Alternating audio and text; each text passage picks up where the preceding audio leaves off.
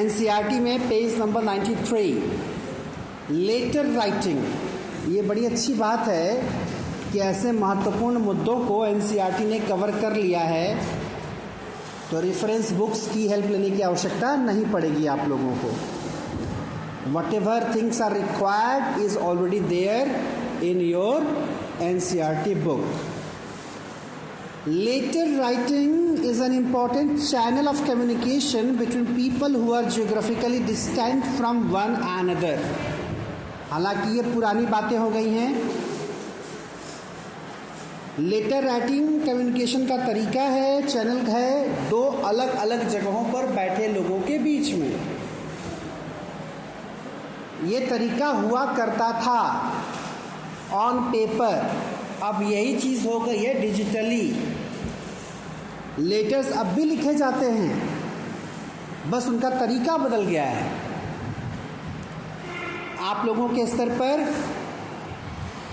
in earlier times when the telephone and email were not available, the only means of communication between people was through letters.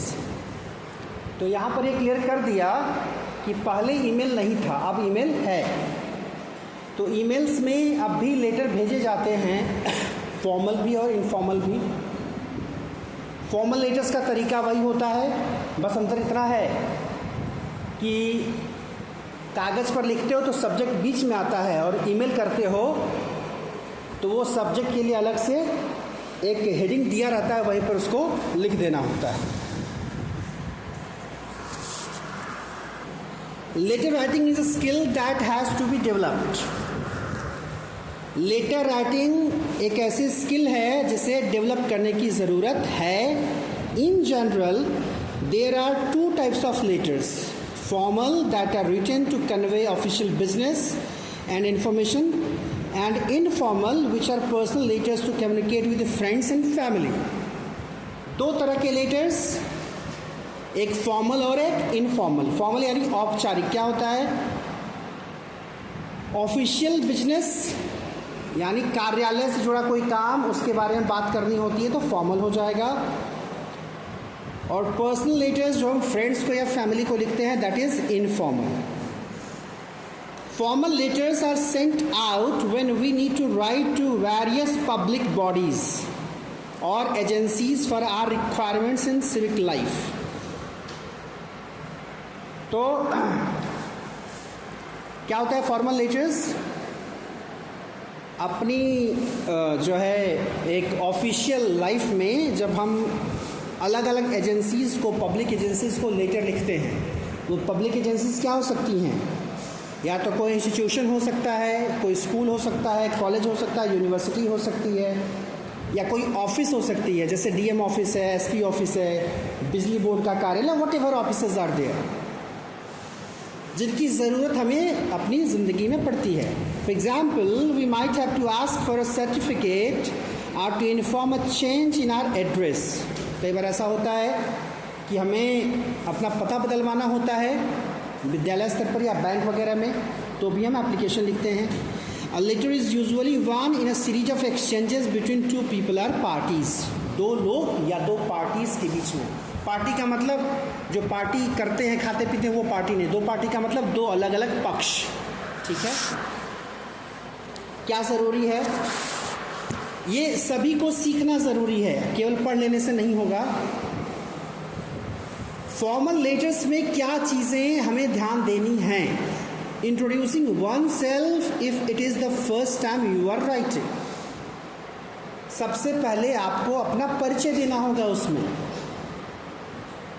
जब अगर आप पहली बार लिख रहे हैं। Referring to an earlier letter if you are responding to it, या किसी पत्र का जवाब दे रहे हैं तो उसके बारे में बताना होगा कि आप उसके रेफरेंस में बात कर रहे हैं। सेकेंड पॉइंट क्या है? Stating the purpose of the letter. Letter का पर्पस क्या है, उद्देश्य क्या है, यानी सब्जेक्ट क्या है। Stating action information required from the addressee. Addressee यानी जो अपना पता दे रहा है, मतलब जो लिखने वाला है।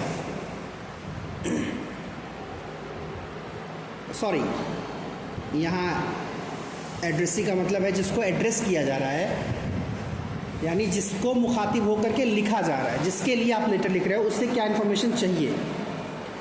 Explaining action, supplying information, urging action to be taken, offering assistance in future. और फर्दर जो है क्या एक्शन लेने की ज़रूरत है, दोनों तरफ से लिखा जाता है ना। जवाब भी देते हैं लोग, को फॉर्मल में भी देते हैं। अगर कोई अपनी प्रॉब्लम बता रहा है तो बताने वाला प्रॉब्लम बताएगा, वापस जवाब देने वाला प्रॉब्लम के सॉल्यूशन के बारे में बात करेगा। This is the basic structure of a letter. It will have to be modified according to the purpose for which it is written, the person to whom it is addressed. Purpose और इंसान के हिसाब से इसमें बदलाव होते रहेंगे। Again 6 points are there. आपको सीखने के लिए कभी भी कोई लेटर लिखना हो तो पहली चीज़ पर्पस क्लियर हो, सब्जेक्ट क्या होगा, person to whom it is addressed, किसको लिखना है।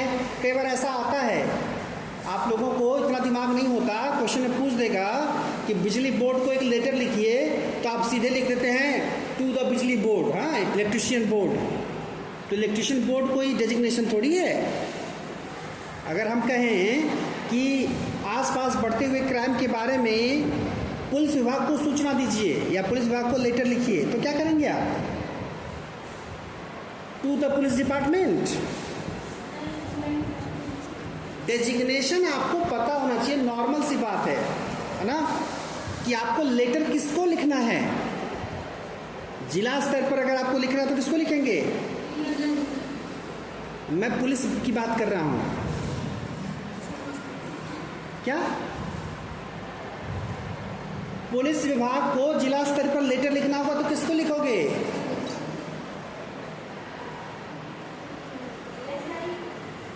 अच्छा, एसआई हेड होता है जिले का पुलिस में। वाह,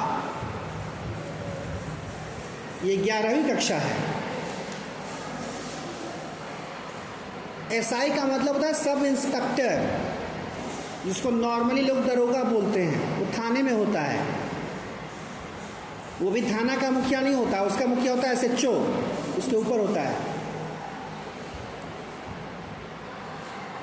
जिले स्तर पर कौन होता है, एसपी होता है, सुपरिटेंडेंट ऑफ पुलिस। राज्य स्तर पर पुलिस को लिखना होगा तो किसको लिखोगे।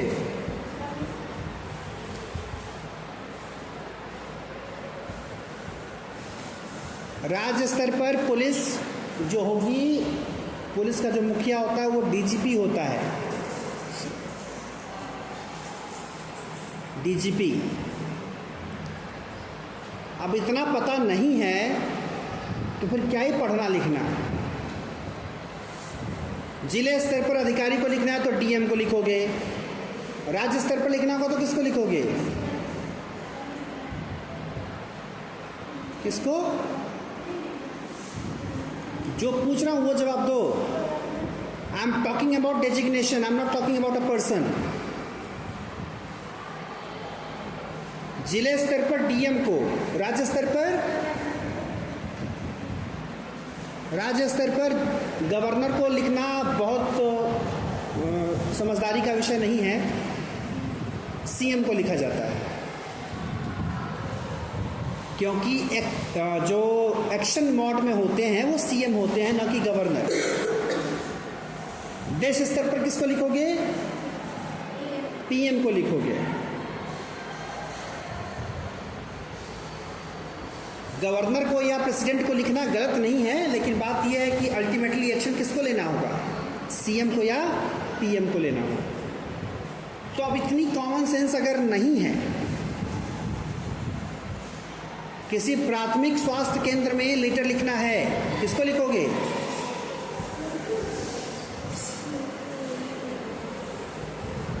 ये भी नहीं पता होगा। जब पुलिस का नहीं पता तो हॉस्पिटल का कहाँ से पता रहेगा।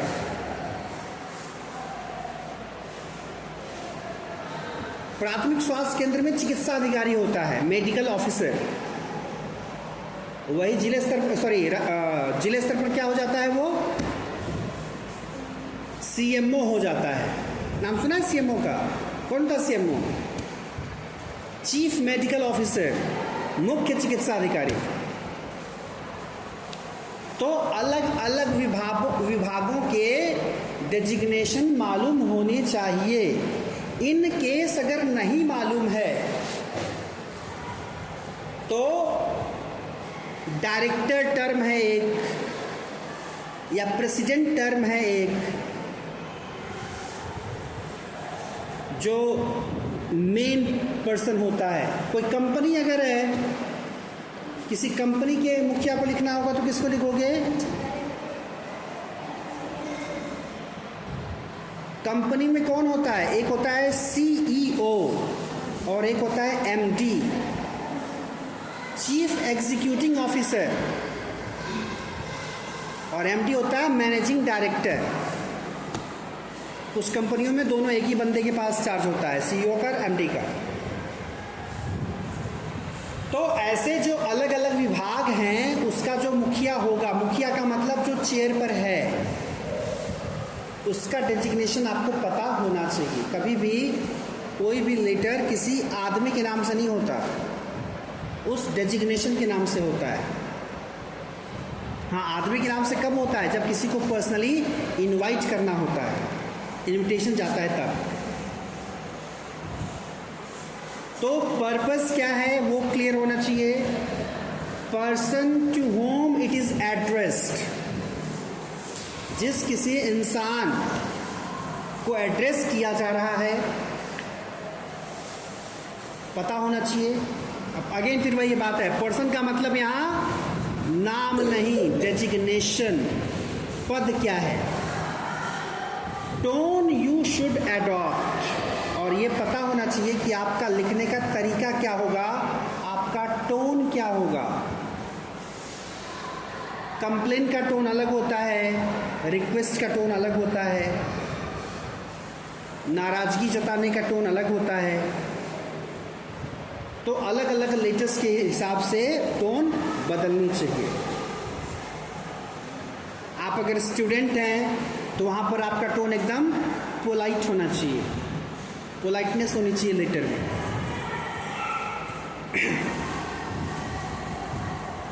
एक चीज़ मैं बार बार बोलता हूँ, एप्लीकेशन लिखते हैं कुछ बच्चे क्या, पूरे विद्यालय की हालत है यही, आवश्यक कार्य पड़ जाने के कारण विद्यालय आने में असमर्थ हूँ।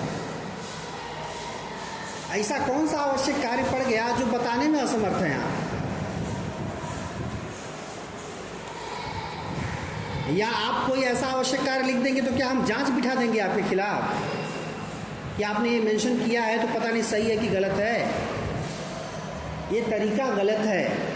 आवश्यक कार्य पड़ जाने के कारण वो आवश्यक कार्य मेंशन किया जा सकता है। तबीयत खराब है वो मेंशन किया जा सकता है, कहीं जाना है मेंशन कर सकते हैं, आधार ही सुधरवाना है तो मेंशन करने में कौन सी शर्म है? तो गलत काम करने जा रहे हो, क्या दिक्कत है? राशन लेने ही जाना है तो मेंशन करने में कौन सी शर्म? कोई भी काम अगर है वैसा उसको बताने, ये आवश्यक कार्य क्या होता है?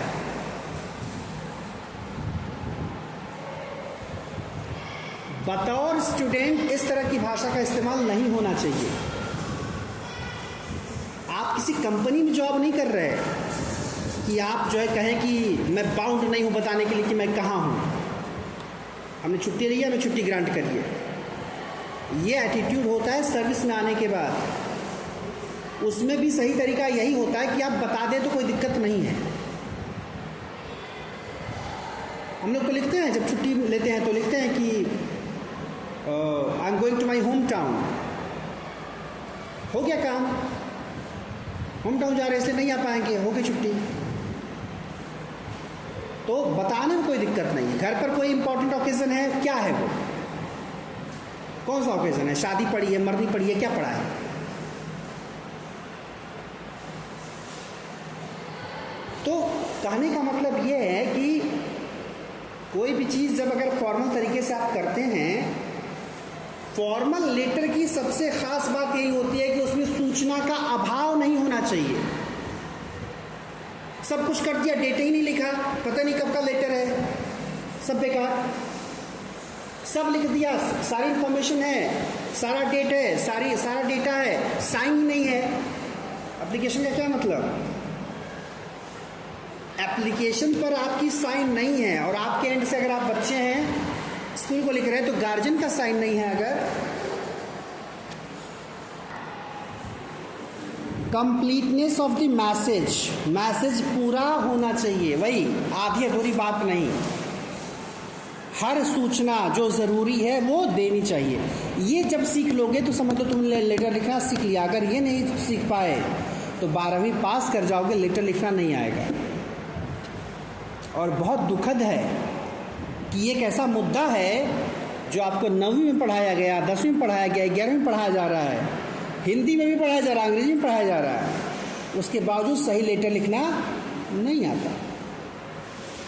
कोई ना कोई कमी रह जाती है। सब सही होगा तो पता चला प्रिंसिपल की स्पेलिंग गलत लिख दोगे, PAL को PLE कर दोगे।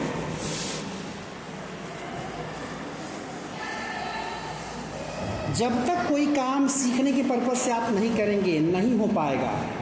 केवल औपचारिकता पूरी करेंगे तो नहीं हो पाएगा।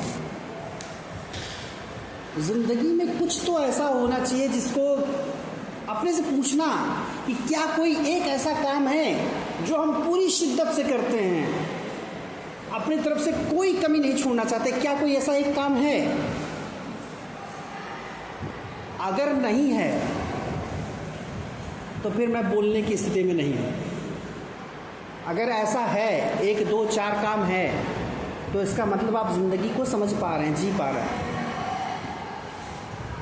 हर चीज को लाम की तरह कर देना, लेमैन की तरह कर देना, ये ठीक नहीं है। वो काम कुछ भी हो सकता है। कोई जरूरी नहीं कि सभी लोग मन लगा के पढ़ाई ही करें। पढ़ाई करना अच्छी बात है, लेकिन सबसे उम्मीद नहीं की जा सकती कि सब मन लगा के पढ़ाई करें। अच्छा, जो लोग ये इस बात का दावा करते हैं कि वो मन लगा के पढ़ाई करते हैं, मैं उनसे ज़रूर बात करना चाहूँगा कि वो कितनी पढ़ाई करते हैं। क्योंकि जो मन लगा के पढ़ाई करते हैं वो भाई किसी न किसी विषय में तो ठीक ठाक स्थिति में होंगे, है कि नहीं? जैसे कुछ लोगों की रुचि होती है, तो जिस चीज़ में रुचि होती है उस पर आप काम बहुत करते हैं, तो वो दिखना चाहिए आपके व्यक्तित्व में। किसी को खाना बनाने का शौक है, तो क्या उसमें भी लापरवाही हो रही है या सब सही हो रहा? कहीं ऐसा तो नहीं कि खाना बड़े स्वादिष्ट बनाने के लिए बर्तन सही नहीं धुल रहा। अच्छा खाना बनाओ, गंदे बर्तन में दे दो, मन करेगा खाने का? नहीं करेगा। कुछ लोग पूजा पाठ मन से करते हैं, कुछ लोग उसमें भी लापरवाही करते हैं। तो ऐसे कई काम हैं, कोई काम तो पकड़ो जिसमें घर वालों के सामने एक इमेज रह के ये काम इसको दोगे एकदम परफेक्ट तरीके से ये होगा काम। पूछना घर वालों से जाकर के, क्या किसी संदर्भ में आपको मुझ पर विश्वास है कि आपने ये काम दिया तो हम एकदम सही से कर ले जाएंगे? And you are child no more. आप 11वीं में हैं, आप बच्चे नहीं हैं कि आपसे अपेक्षाएं नहीं होंगी। यू आर अ टीनेजर, उसमें भी 1-2 साल के बाद you will become an adult. तब क्या स्थिति होगी? जस करनी तस भोगे हो ताता, नरक जा तब क्यों पछताता। उसके बाद सारी रिस्पॉन्सिबिलिटी, सारी अकाउंटेबिलिटी आपके सिर पर आ जाएगी। बाकी इकोनॉमिक्स में 2 टर्म हैं, एक टर्म है एसेट और दूसरा टर्म है लायबिलिटी। एसेट वो होते हैं जिनसे हमें फ़ायदा होता है, जिनका होना, जिनकी प्रेजेंस सभी चाहते हैं। लायबिलिटी वो होते हैं जिनको ढोना पड़ता है। तो आप डिसाइड कर लें कि लाइफ में आपको एसेट बनना है कि लायबिलिटी बननी है। एसेट बनने के लिए क्वालिटी डेवलप करनी पड़ेगी, लोग आपको याद करें, लोग आपकी ज़रूरत महसूस करें। खैर, एक्शन रिक्वायर्ड क्लियर होना चाहिए। जैसे आपको छुट्टी चाहिए तो उसके लिए लिखिए, रीज़न क्या है लिखिए, छुट्टी ग्रांट करने की बात करिए, फीस में माफ़ी चाहिए उसके लिए लिखिए। कंसाइजनेस ऑफ एक्सप्रेशन, एक बात और है, इन्फॉर्मेशन कोई छूटनी नहीं चाहिए, लेकिन साथ ही में इस बात का भी ध्यान देना है कि पूरी कहानी नहीं लिखनी,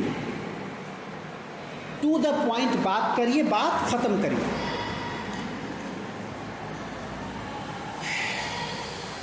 क्या फॉर्मेट होता है इसका?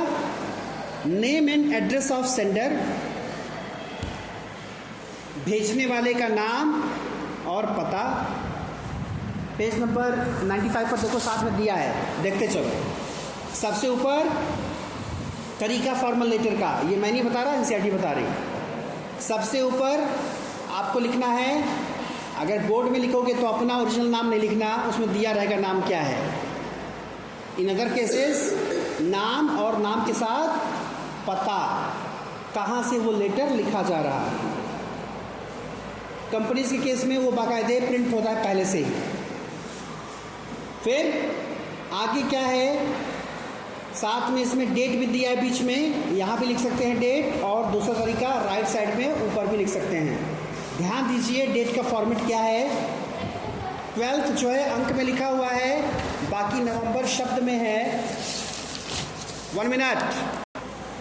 सो भेजने वाले का नाम, भेजने का मतलब जो लिख रहा है लेटर, उसका नाम, उसका पता, उसके बाद डेट, डेट का फॉर्मेट, पहला वाला अंक में, दूसरा यानी महीने का नाम शब्दों में, और उसके बाद फिर अंकों में। अभी कल एग्ज़ाम ले रहे थे, देखा, मुझे लगता है कि अभी भी कई लोगों की हरकत वही होगी। रोल नंबर लिखना है, फिगर्स में, वर्ड्स में पता ही नहीं है कहाँ फिगर में लिखना है, कहाँ वर्ड्स में। फिगर का मतलब क्या होता है, पता नहीं है। अगर पता भी है तो क्या रोल नंबर लिख रहे हो, 15, 16, ये रोल नंबर तुम्हारा। तो जो लिखा है तुम्हारे जहाँ बैठे हो, वो बड़ा सा जो लिखा है वो देखने के लिए लिखा है। रोल नंबर जो अलॉट किया गया वो रोल नंबर है ना, कि क्लास वाला रोल नंबर लिख दोगे, 10, 15, 20 हो गया। दूसरी बात, कुछ लोगों की हरकतें ये होती हैं, OMR पर रोल नंबर अलग होता है और कॉपी पर अलग होता है। आश्चर्य। उसके बाद name and address of addressee. यहाँ ध्यान दो टर्म मिला, एक है सेंडर, दूसरा है एड्रेसी। जो लिख रहा है लेटर वो सेंडर है, जिसको लिखा जा रहा है वो एड्रेसी है। एड्रेसी मतलब जिसको एड्रेस किया जा रहा है। एड्रेस का 2 मतलब होता है, एक एड्रेस का होता है पता और दूसरा होता है संबोधन।